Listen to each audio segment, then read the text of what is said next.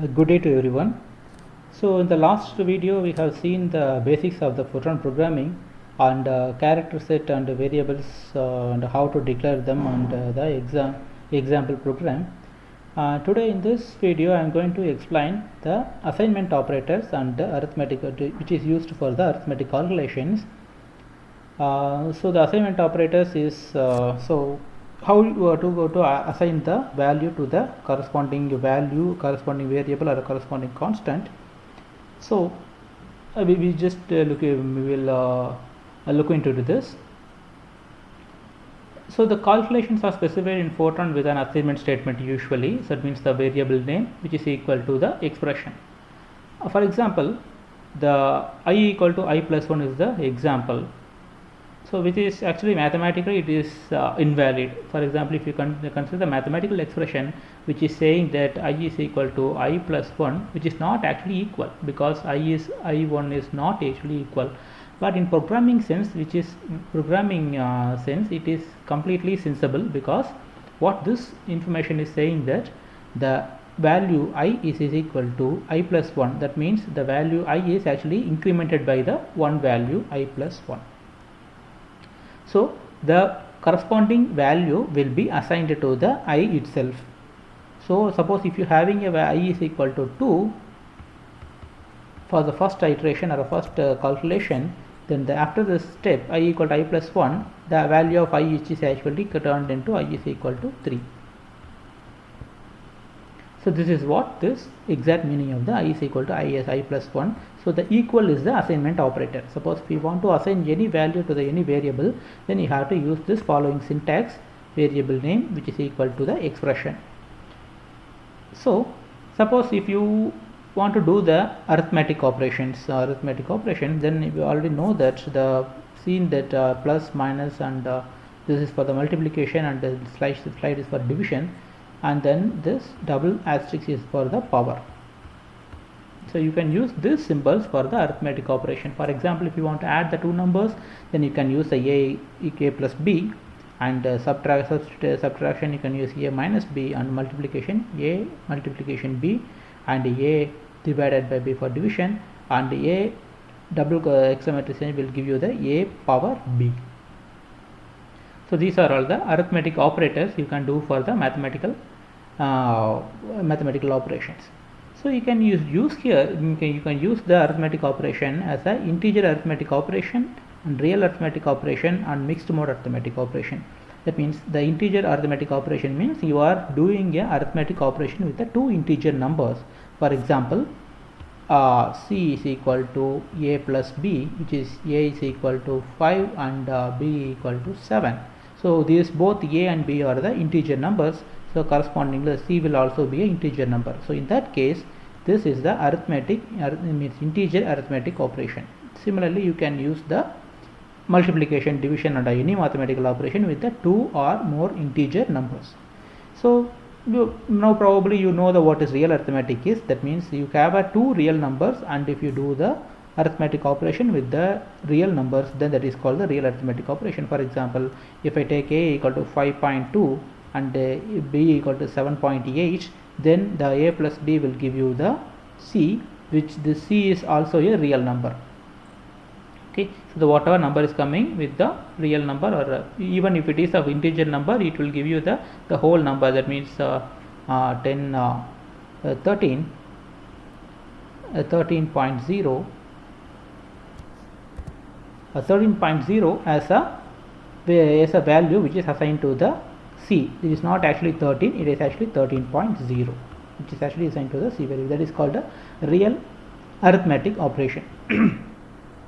In some cases, for example, suppose if you are doing a division in the arithmetic operation, in the integer arithmetic, suppose I have a number 8 divided by 3. You can see that this 8 is an integer number and 3 is also an integer number, but the output will be a real number usually. Yeah. So even though if you are doing the arithmetic operation with the integer numbers, but the resulting output will be the real number. So that you have to keep this in mind, that whether you have to use the real number for the further mathematical operation, or you have to convert this into the integer number and again further use it for the arithmetic operation. So you have to be careful about this. This is called a mixed mode arithmetic. That means suppose if you are using the one number as a real number, another one is a integer number, for example 5.8, and this is 2, b is 2. So a is a real number and b is the integer number, and if you are doing some arithmetic operation with these two numbers, then the resulting output will be either maybe an integer number or a real number.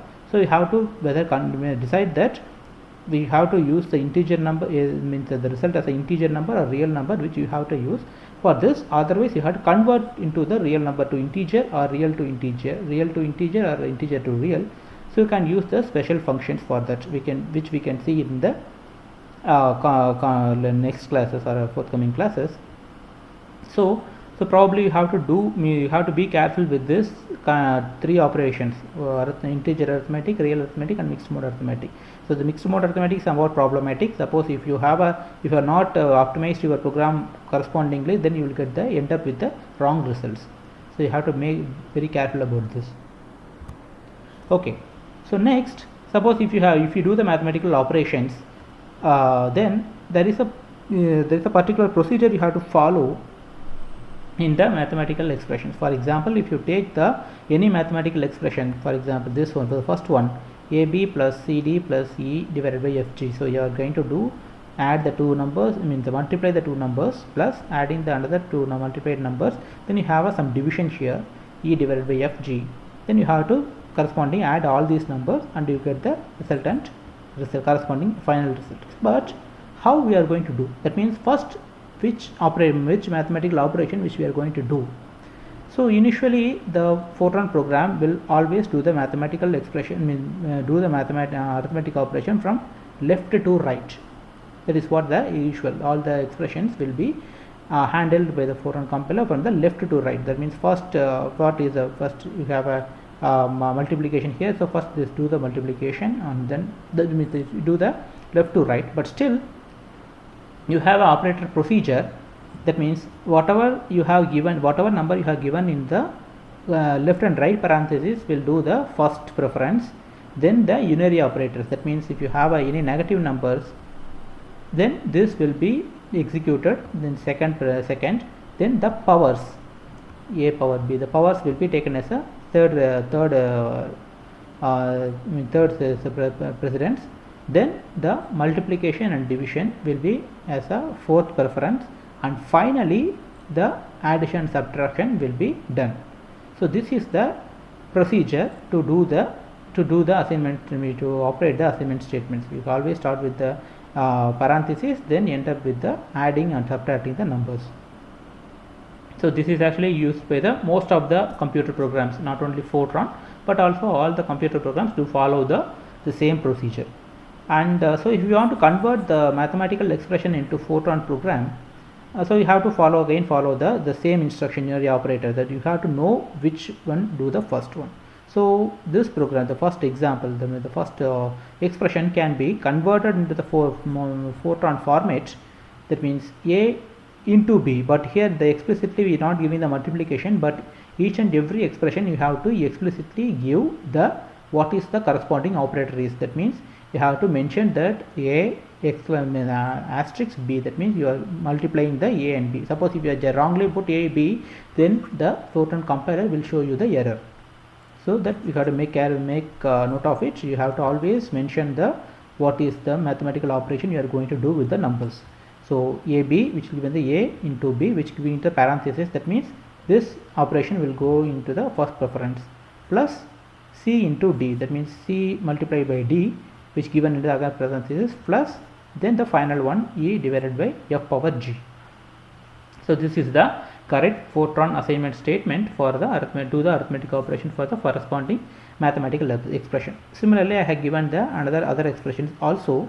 So here you can see the more complicated this one is this one. That means you have to do the fraction of this numerator and the denominator. Then you have to take the the final value of this division and this fraction, and then you have to add with the z. For this you have to give the mathematical Fortran expression like this. That means you have to first do this one first.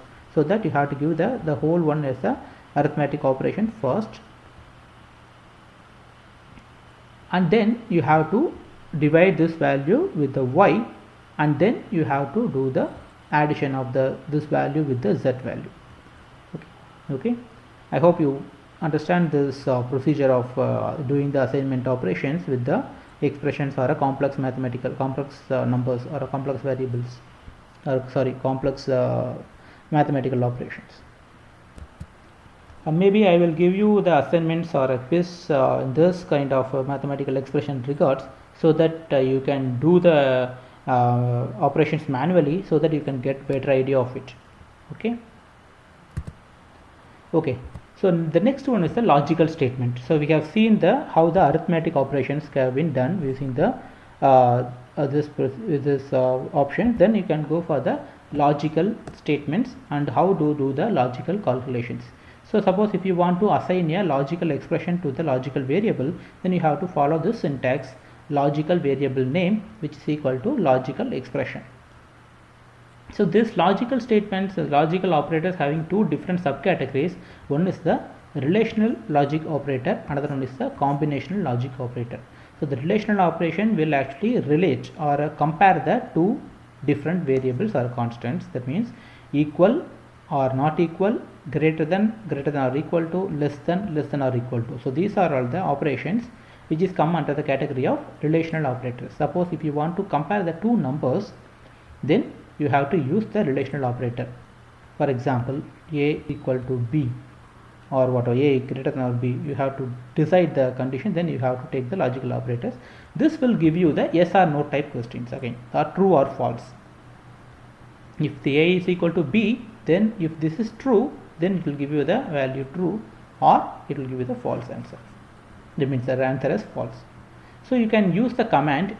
Either you can use the Fortran 90 and earlier version allowed you to use the symbols, or Fortran 77 or the earlier versions you have to use this kind of notation to indicate the relational operator. That means equal, double equal symbol, which is actually equal to dot. Always I told you that logical statement should have a instruction within the two dots, which is actually equal to, and not equal to given by the one backslash with equal, or dot ne dot not equal. Similarly, greater than will given as a greater than dot gt dot, and greater than or equal to given by the greater than or equal symbol, or a dot ge dot, which is actually greater than or equal to. Similarly, less than and less than or equal to given by this symbols and the operations. So these are all the procedure to indicate the relational operators. I will give you some of the examples. For example, I can use the 3 less than 4. This is actually true because 3 is lesser than 4, so it will give you the true value. And 3 is equal to 4, which is not a false, which is false, because 3 is not equal to 4, so that it will give you the answer 4. Similarly, 3 is not a greater than or equal to 4, which is give you the answer false. And 4 is less than or equal to 4, which is not less than, but at least is equal to 4, so that it will give you the answer as true. Similarly, 3 greater than 4 is also not a false, means not a true, so it will give you the false answer. So these are all the logical, the relational logical operators you can use. So apart from that, you can also have a combinational logical operators, which you can see here. So the combinational logic operator is nothing but the and, or, not, equal, or not equal. Suppose if you want to compare two different relational operators, then you can use the and symbol. That means suppose if you are using a and b, the result is true only if both a and b are true. Or if you use the or symbol, a or b, the result is true if either of is true. You know the truth table, right? And symbol and truth table, if both the variables having the 1 1, then it will give you the value 1. The same logic is actually applied here.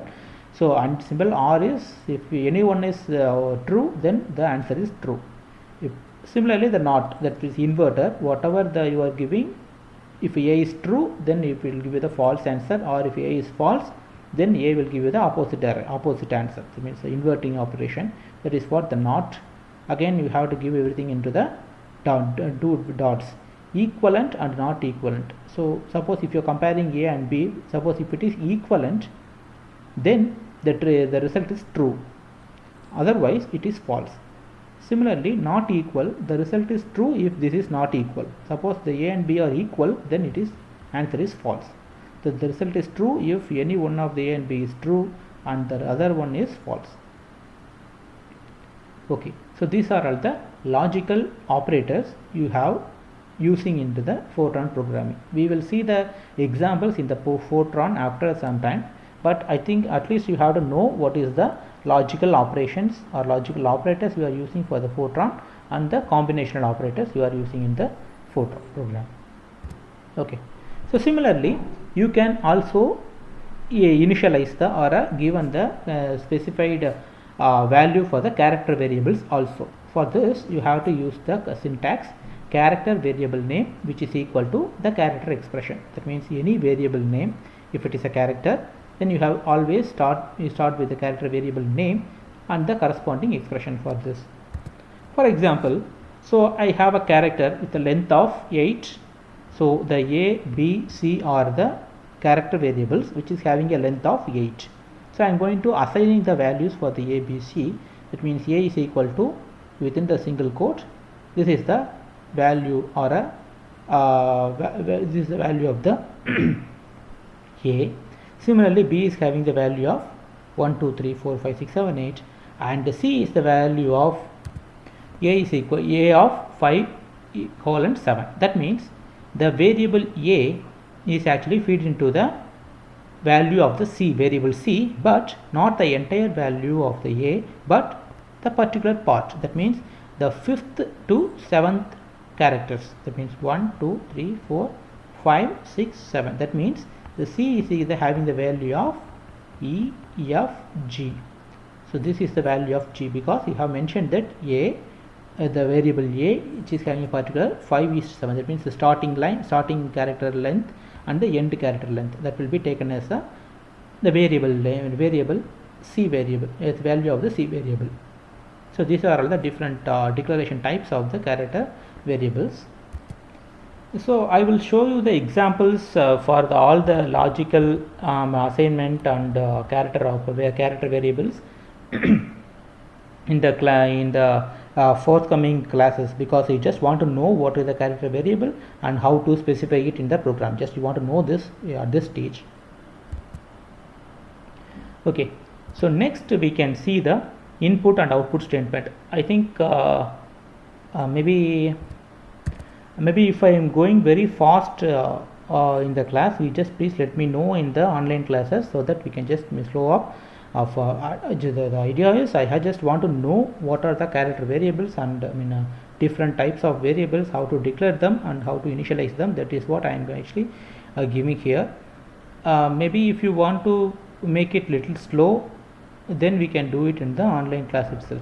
I just pause the video here and then I explain it whatever you require, then I can play the video again, so that I can just complete the section here. Suppose if you have any doubts, we can pause the video there and we can just explain the corresponding doubts or clarifications, then we can proceed the video further in the online class itself. Okay, so the next one is the input and output statements. This is which is we already seen in the example program in the previous video, the read and the write statements. So we will just see elaborately what is actually the input and output statements. So the input statement is which is read one or more values from the input device and store them into the variables specified by the programmer. So suppose if the user is actually giving the inputs to the program, that will be taken as the input to the program using. So for that you have to use the read.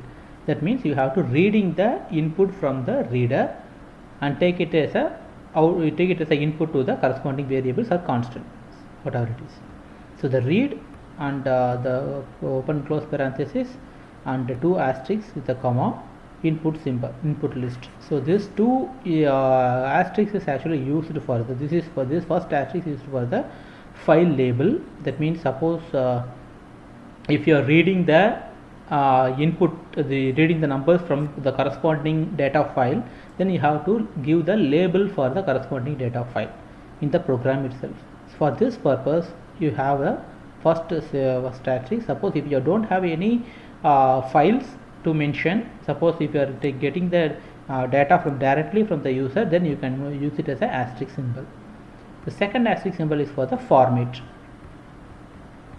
That means the formatting is, suppose the number formatting. Suppose if you want to make the number as a different format, then you have to we have to use the corresponding format label.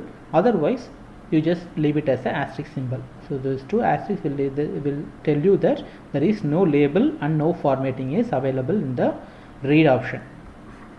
Okay, so I will give you the examples for the labels and the formats in the forthcoming classes. Okay, so and input list. So in input list, nothing but the list of variables in which you have to assign the corresponding values given by the user. So this is the syntax. We just keep it this in mind. And then another one is the list directed input. That means the types of variables in the variable list determine the requirement format of the input. Suppose the user is actually inputting the name, the values of the corresponding variables which having the particular type, whether it's a real or integer or whatever it is, you have to pre-defined in the program itself. For example, if the I and j is using into the program, then that should be indicated as an integer or real or any character type, any type you have to mention it earlier. That is called the list directed input, so that the program the compiler will know the corresponding type of the each value. That means each value given to the corresponding variable. For example, integer, I just giving you the again example for this. Suppose the I and j is inputted by the variable, the user as a numbers. This I and j will taken as a integers, a is taken as a real, and the chars is taken as a character. So suppose if I read the values of I, j, a and chars as a input values, suppose the user actually including the value, that means feeding the values as 2.3, 5, 3 and this one. So these are all the values are given by the user. But you can see this, the first number is actually I, but it is not actually a real value, but instead it is taken as a integer. So what the compiler will do is, it assign only the integer, the first number, the integer data, and it forget the real data. That means it only take the 2, it omit the 3. The result is 2 and 5. 5 is again an integer number, so it taken as an integer itself. And again the third value is a, the third value is given is 3, but it is an integer, so it again converted into the real format. That means 3.0. the character is again is given into this one, that is taken as a character variable. So this is called a list directed input. So whatever the values given by the user, which is converted into the corresponding formats which is already defined in the program itself. Okay, so to avoiding the mistakes, you have to mention the user, so what is the type of the corresponding corresponding variables itself in the programming itself. So you have to be careful about this, otherwise it leads to the wrong answer. So this is called the input statement. This is how you have to get the data from the user and then do the use it in the program. So next one is the output statement. Suppose if you want to give you got the input from the user, you do the mathematical operation or something, and you have to give the value to the output the value to the user, or you have to give the using the output device, then you have to use the assignment statement outright. Again the write is the corresponding instruction, and again this the parentheses and asterisks are the same purpose. One is for the labeling and another one is for the format. Suppose if you want to write the corresponding data into a particular file, then you have to give the file label here, and in the particular format you have to write, then you have to use this another asterisk as a particular format. Otherwise, if you don't have any formats or any label, then you can leave it as a asterisk symbol. and these are the output list. So what are the values we have to given to the user, that means the answers we have to given to the user given as a output list. Again you can see it, use the list directed output. Again whatever the list directed input says here, it's applicable to the output also. That means you have to mention the values you have to pre-assign the values of the corresponding variables and constants. For example, I have taken integer ix is equal to 1. The value of ix variable is taken as a 1, and the theta is actually real type, which is having a value of 3.141593. Suppose if I want to write these values to the user, then write the same, and this is the command. That means whatever you are writing into this exactly printed in the same as same, and comma, which is very important. You just make sure that the syntax you are following correctly, comma and ix, that means the value of the corresponding ix value. Similarly, the theta value, suppose you have to mention the user that this is the theta value, then you have to write theta, which is equal to close the single quote, comma, then the value of theta. Okay, suppose if you want to find out the cos or sine values of the corresponding theta values, then you can use the special symbols or special functions. The cos of in the open and close bracket you can do with the theta, so that it will give you the corresponding cos value of this value, this theta value. Okay, which we can see it in the subsum in the special functions, intrinsic function class. We can see elaborately what is this. Okay, so at least we just know that there is a function to use to calculate the cos value of the corresponding theta value. Okay, that will be printed as a cos of theta. And also I have just do this, the value of I is integer, but I have converted into the real value. Similarly, the theta value is actually the real value, but I have converted into the integer value. So for this I have used again the intrinsic functions real and nint, that means near integer. Whatever the value is given, the real value is given, is converted into the real integer, near integer value. So I have to use the function nint theta. So the output of this corresponding right statements will be given as follows. So I have given ix is equal to the something, so ix value is I, that means this is actually 1, sorry, this is actually taken as a 1, that means ix value is 1. Similarly, the theta value, theta which is equal to theta value, so whatever the theta value is given is printed here, 3.141593. Again the cos of the theta value, the cos theta value given as cos theta is equal to, this is a calculated value, the corresponding statement to calculate the cos theta. So cos of theta, cos of pi, which is equal to approximately equal to 1 minus 1, so which is actually having exact value of minus 0.99 and something. Okay, so we have to note that this theta value is not in a degree, but it takes the value as a radians. So in Fortran programming, whatever the angle we are giving is into the form of radians value, but not into the value of theta, that means the degrees.